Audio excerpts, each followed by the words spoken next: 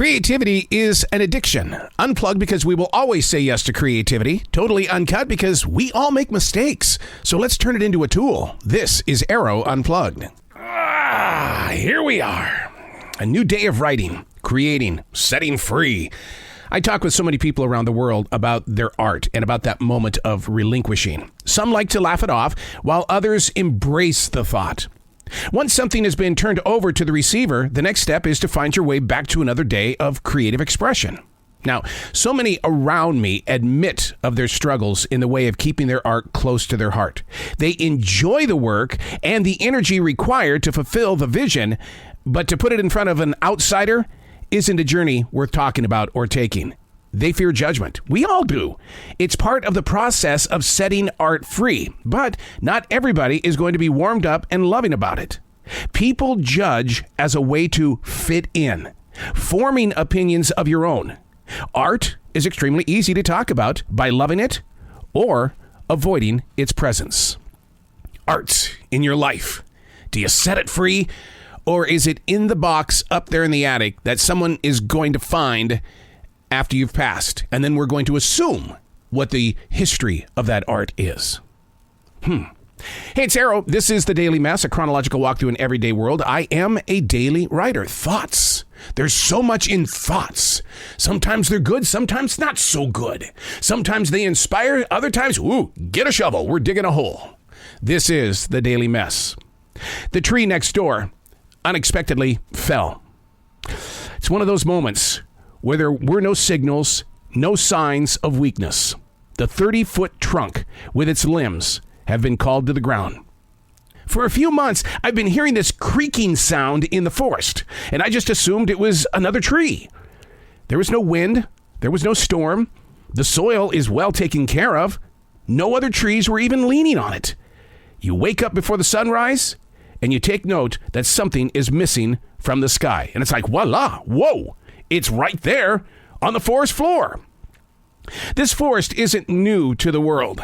The majority of these trees were here long before the big machines and the men with hammers came to create homes for future families. My wife has been here for 35 years. We've seen a lot of trees stumbling to their knees, most of them deeper into the forest, not in the front yard like this one. Lessons to be learned.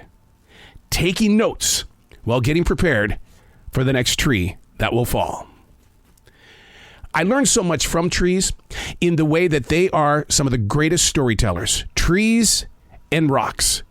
Each of them hold their own source of energy. And when a tree such as this falls to the ground, like it did last night, sometime we don't know. We didn't even hear the crash. Something that large, and we heard nothing. Maybe it fell because it was time to feed that part of the world. Now, the neighbor, he'll cut it up and he'll put it back in the forest, but it won't be in that particular area.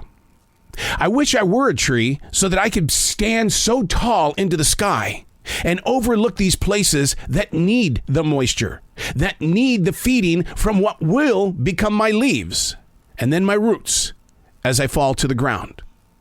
What do I learn from a tree? A tree is very giving.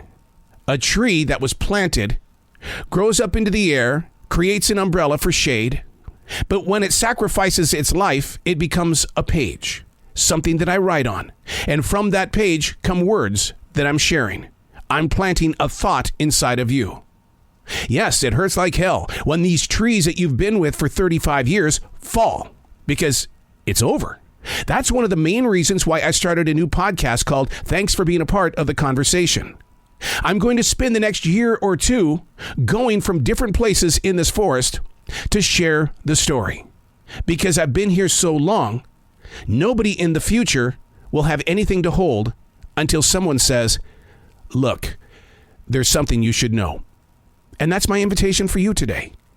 Find your place where you go, hey, you need to know something.